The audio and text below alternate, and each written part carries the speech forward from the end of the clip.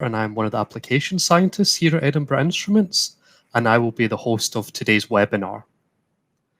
This is the second webinar in a series of Raman webinars to mark the launch of our new RMS 1000 Raman microscope, which was released last month. For those of you who are joining this webinar series for the first time, the format of the webinar will be that it will start with a presentation by Angela, our speaker, followed by a question and answer session at the end. You can ask any questions you have throughout the webinar using the chat function at the bottom right of the software, and I will then relay your questions to Angela during the Q&A session at the end. Let me now introduce today's speaker, who is Dr. Angela Flack. Angela joined Edinburgh Instruments as an application scientist in 2019, and prior to this she studied chemistry at the University of Strathclyde in Glasgow, before undertaking a PhD at the University of Reims in France. Her doctorate focused on the identification of microorganisms using vibrational spectroscopy, so IR and Raman. And at Edinburgh Instruments, Angela is responsible for investigating different and emerging applications of Raman microscopy and the development of Edinburgh Instruments Raman microscopes. I hope you all enjoy the talk and are now passing over to Angela. Hi everyone, thank you very much for that introduction, Stuart, and thank you everyone for tuning in today. So as mentioned, today's talk will focus on Raman Spectroscopy of Polymers. Briefly, I'll give an introduction to Edinburgh Instruments for anybody who is not too familiar. So we're based in Scotland and have over 40 years in the scientific instrumentation market. We were founded in 1971, starting with fluorescence lifetime spectrometers, moving into transient absorption spectrometers, and last year we launched our first Raman microscope. Last month, we launched the second Confocal Raman microscope to make 2 Raman spectrometers on offer. As well as Raman microscopy, which will be the focus of this talk today, the other molecular spectroscopy techniques we offer here are steady-state photoluminescence, photoluminescence lifetimes, UV-vis absorption, and transient absorption. Most of the systems will go out of the door specially configured for the customer needs. So if you have any queries about a molecular spectroscopy solution for your samples, please don't hesitate to get in touch. So the overview of today's talk is, firstly, I will give a brief introduction to Raman spectroscopy and photoluminescence spectroscopy, and briefly discuss the 2 Raman spectrometers that we have available. The science of the talk will focus on the identification of microplastics, which leads us into photoluminescence of colored polymers. And the final topic I'll discuss is phase transitions studied with Raman spectroscopy. As Stuart mentioned, if you have any questions throughout the talk, please use the chat function on the right-hand side, and Stuart will be reading these questions as they come in, so ask them throughout the talk without any worries as soon as they come to your mind. So why would we use Raman in the first place on polymer samples? Well, it's a very rapid analytical technique. You can obtain spectra in less than a second if your sample is a good Raman scatterer, which polymers generally are. You obtain a chemical fingerprint of your sample because the detail you obtain is that specific. It's relatively easy and simple to use. You only need a very small amount of sample, and typically there's no sample preparation or very minimal sample preparation for Raman spectroscopy. It's also non-destructive and non-contact. So first of all, I would like to give an introduction to Raman spectroscopy, and this will be followed by also a very quick introduction to photoluminescence spectroscopy. If you do have any more interest in the theory of Raman spectroscopy, the previous webinar went into more detail on this, and this can be found on our website. But basically, Raman spectroscopy is a vibrational spectroscopy technique where you obtain a structural fingerprint based on a sample's vibrational modes. It is a laser scattering technique where a molecule is excited to a virtual state and light is inelastically scattered into a lower state. This is a very general overview of the components of a Raman spectrometer, very simplified down. But basically we have a monochromatic laser, which is focused onto the sample, and the excited molecules scatter light. This scattered light can either be Rayleigh scattering or Raman scattering. So from the energy diagram on the right here, we can see in Rayleigh scattering, there's no net energy change. Whereas with Raman scattering, we see an energy change, which can either be described as Stokes Raman scattering or anti-Stokes Raman scattering. In anti-Stokes Raman, we start in a higher excited state, and this is far more likely to occur naturally than starting in the ground state.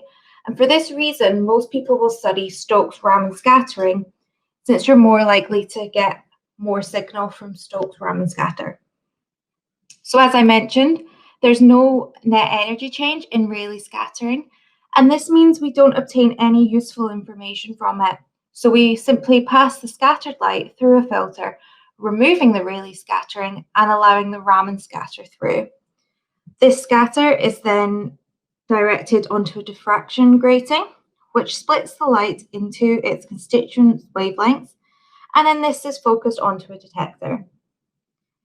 The energy difference is converted into wave numbers, and this is your Raman shift, and it's plotted against counts to give your standard Raman spectrum. Now, a Raman spectrometer can also be coupled with a confocal microscope, and this gives us confocal Raman microscopy. And our instruments here at Edinburgh Instruments are confocal Raman microscopes. And the big positive of this is that we have a pinhole which allows us high spatial resolution. So a standard microscope means that light originating from outside of the focal plane of the objective can reach the detector. However, in confocal microscopes, a pinhole is included before the light reaches the spectrograph. So placing this pinhole in front of the detector means only the light from the center of the objective can reach the detector. So this gives us very good spatial resolution in the X, Y, and the Z, and this allows 3D Raman maps. This is because the pinhole acts as a spatial filter in the Z by blocking the Raman scatter from above and below the focal plane. The other positives of having a smaller pinhole, obviously, as I mentioned, the spatial resolution. However, you also decrease any fluorescence interference and you increase the contrast. Our systems can offer XY resolution less than a micron and Z resolution in the order of 1 micron. Some systems will be described as pseudoconfocal, and here they simulate a pinhole using the entrance slit of the spectrograph and the pixels on the CCD. Whilst this offers some of the advantages of a confocal system, it's not truly confocal and therefore can offer the same level of resolution that we see. So for example, here we see some beads, I think they're 3 micron beads, and we can clearly see as we close the pinhole down, we get much increased spatial resolution. In photoluminescence spectroscopy, light is directed onto a sample where it is absorbed and a process called photoexcitation occurs. Photoexcitation causes the material to jump to a higher electronic state and will then release energy as it relaxes to a lower state. Generally, photoluminescence is seen as a problem for Raman spectroscopy as it can swamp the sample. However, you can also combine the techniques to characterize the molecule's vibrational and electronic properties. You can use the same instrument for this, which means you're looking at the exact same spot. Photoluminescence is useful for identifying pigments, for analyzing crystals, and for material analysis, such as stress and strain on your materials. And you can also carry out Raman and photoluminescence maps with the confocal microscope. The examples that I've shown here show the 2 different ways in which photoluminescence can be observed with our Raman instruments. So firstly, you can select your laser to either see the photoluminescence as we see here, or just see the Raman spectrum as we see further down. What you can also do, for example, with a UV laser, and this is a 325 laser, is you see the Raman peaks occurring at the beginning of the spectrum, and then you can see the photoluminescence as well in one spectrum. So the two instruments we have here are the RM5 and the RMS1000. The RM5 is a benchtop research-grade instrument which allows up to 3 computer-controlled integrated Raman lasers. You can include up to 2 detectors, which is useful if you were using a laser in the near-infrared, such as a 1064, and a 5-position grating turret. The system's truly confocal and all controlled by our Ramacle software. And this software aims to make it as automatic as possible, meaning that it's very simple and easy for the user to use. And this is the RMS1000, and this was newly launched last month. So this is a larger, flexible research-grade instrument where you can have up to 5 integrated lasers, and there's additional ports for external lasers. You can also include 2 spectrographs here, the standard spectrograph and the longer spectrograph. Using a longer spectrograph will get you better spectral resolution, especially when we look at UV lasers. It can house up to 4 detectors and is compatible with photoluminescence microscopy, time resolve measurements, and fluorescence and lifetime imaging. So the first topic I want to discuss today is microplastics. And this headline from National Geographic really highlights the global problem of microplastics. It states, microplastics have invaded virtually every crevice on Earth. So what are microplastics? They are defined as small solid particles of less than 5 millimeters composed of polymers. They're found everywhere in the environment. They're found in our tap water and our aquatic systems. And the World Health Organization last year called for more research into microplastics, but stated that currently, microplastics in drinking water do not appear to pose a risk to human health. But this is only due to the limited information available, because there's not actually any conclusive evidence that microplastics do not pose a risk to human health. Commonly employed techniques to study microplastics are often limited in size and to particle sizes of above 300 microns. But it is known that only particles smaller than 150 microns will be absorbed into the human gut. So therefore, using some sort of instrumentation that can look at smaller particles is of vital importance. Raman spectroscopy is a well-known tool for identifying materials, for example, polymers. And the use of a truly confocal Raman microscope allows for even the smallest of microplastics to be investigated. So in this example, 3 polymers were chosen based on their abundance in the Earth's ocean. There's polyethylene, PTFE, and nylon 6. And this is their Raman spectrum that were taken as a reference example.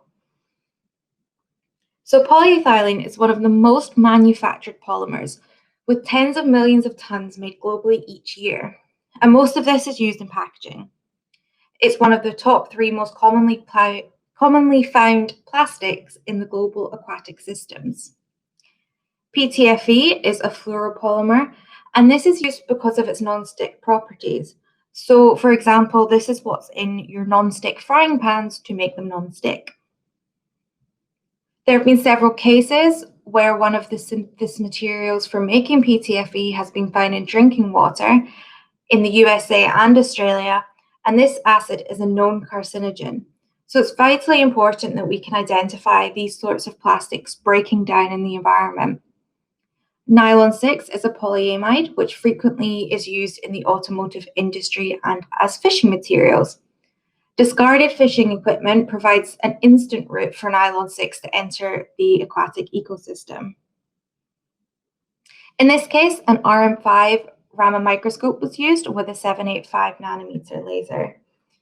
The three polymer studies were of known particle size between 35 and 50 microns, and 1 milligram of each plastic was added to 500 milliliters of water to make a surrogate example of a microplastic water sample. These were then filtered, and the filter paper was studied under the Raman microscope. So here we see what I saw under the Raman microscope when I undertook this analysis. In the center, we see one of the particles, and there are several other particles dotted around the filter paper, and we also see the filter paper. So we can focus on the sample of particle in the middle and gain its Raman spectrum, and it's also useful to take the spectrum of the filter paper, so we have this as a known background. By comparing the spectrum that we have to the spectrum of the reference materials that I had taken before, we could identify these by eye if we wanted to. We can also see the influence of the membrane that was used, which is composed of nitrocellulose.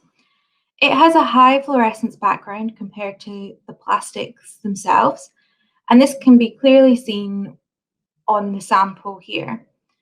So by eye, we can notice a peak here, which is unique to nylon 6 from the samples that we know we have, and we could identify it as nylon 6. However, this is time-consuming and also ambiguous. So the next stage was to use more scientific means to identify our samples. In this case, I used the Bio-Rad Know-It-All Spectral database. And this database comes with all of our Raman systems with a 1-year subscription. It contains over 24,000 Raman spectrum. And not only does it identify the polymer, but it also identifies that this spectra contains 2 components. So for this particle here that I put into the Know-It-All software, we can see it identifies both the nylon 6 and it identifies the nitrocellulose background from the membrane. Overall, it gives you out a percentage match to how likely it thinks it has successfully identified your spectra. And of the 25 particles that I analysed, all of them gave very high match percentages. However, this was undertaken on a very well-known laboratory-made sample. In real life, samples are not going to be small, perfect little polymer powders. They are going to be coloured, for example, which we know from all the plastics that we use in our everyday life, they are typically coloured. These pigments can cause problems in Raman spectroscopy. Pigments generally fluoresce, which can totally obscure the Raman peaks. This is because fluorescence is much more likely to occur than Raman scattering, and then it provides a much more intense signal, swamping any of the Raman signal. There are ways we can avoid the issue of fluorescence, but there's also the option of using that information as well. So firstly, I'll discuss how your laser selection is vital to avoid any fluorescence from your samples, and then I'll discuss how you can purposefully make the samples emit photoluminescence to gain useful information. So the lasers that you use for Raman spectroscopy will generally suit different sample types, and this is just a general example table of what laser might suit certain samples. The main considerations when you choose your laser wavelength would be Raman intensity, fluorescence interference, resolution, acquisition times, and your detector choice. So in these specific examples of coloured plastics, fluorescence is going to be the largest issue. And one way to avoid this is to move to longer wavelengths. So i.e., commonly used is the visible 532 nanometer laser, but we might choose to move to a longer wavelength laser. And this is because fewer molecules absorb in the near-infrared region compared to the visible region. So in this example here, when I move from a 532 laser, which is shown in green, to a 785 laser, we greatly see a reduction in the fluorescence background, and we can see far more Raman peaks than we could before.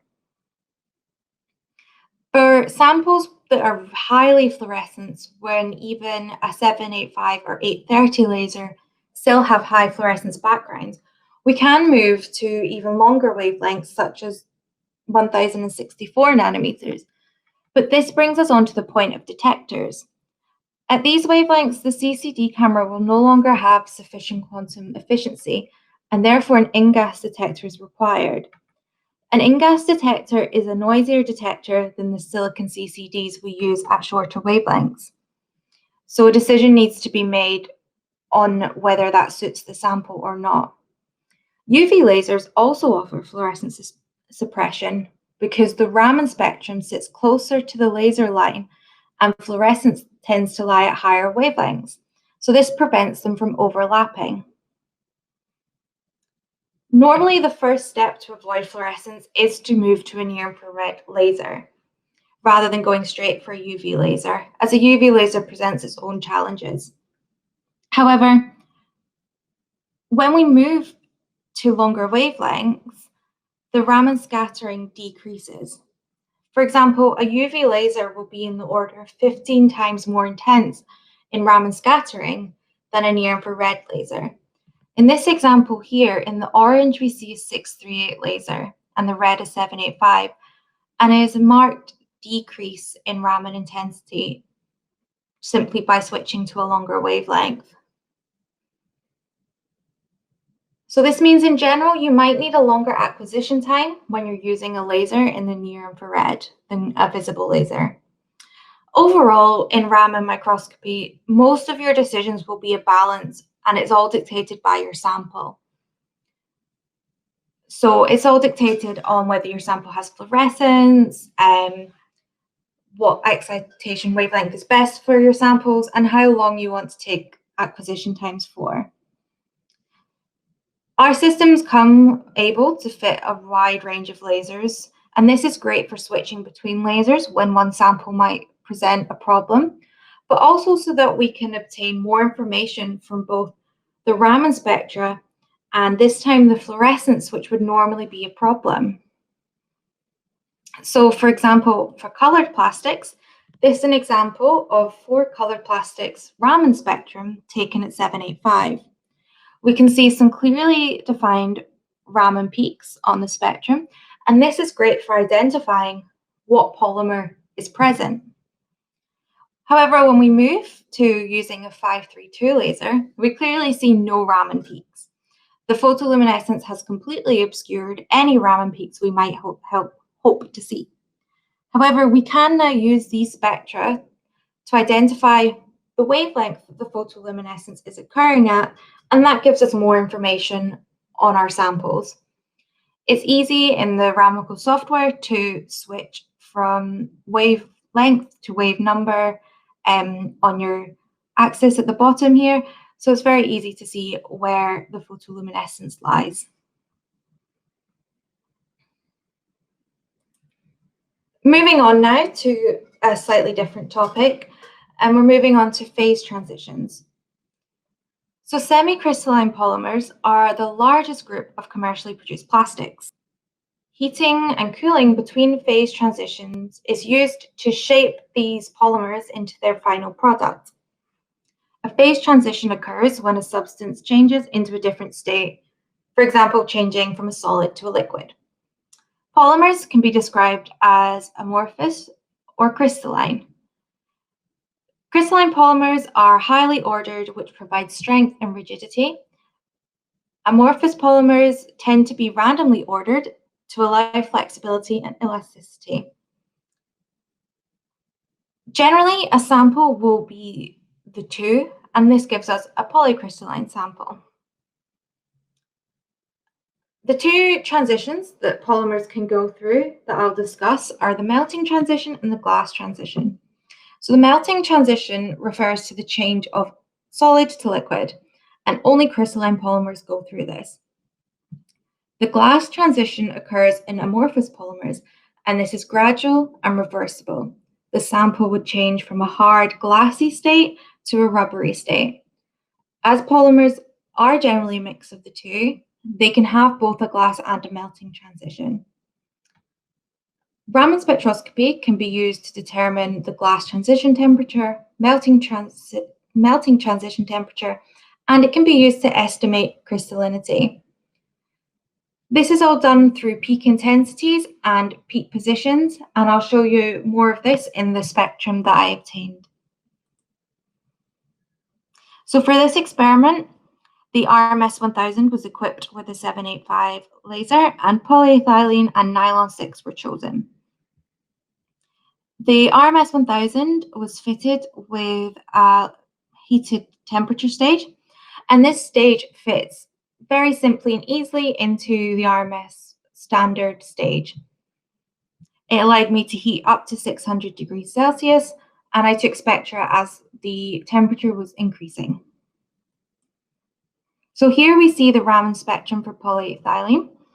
We can break the spectrum into components based on what the peaks represent. So for example, CC stretching, or CH2 rocking, twisting, or bending.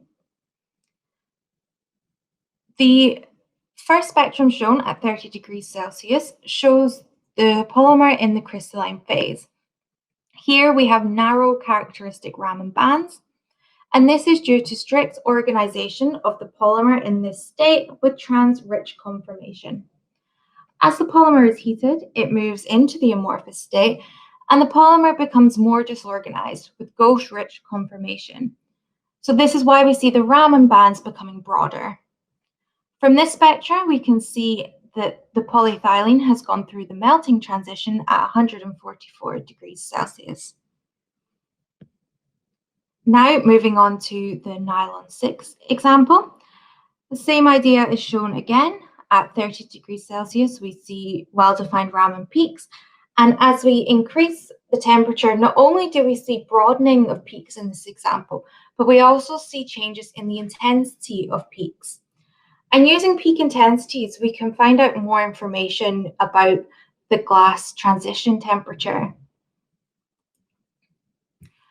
So a decrease in Raman intensity of one of these key peaks is seen as we increase the temperature through the transition.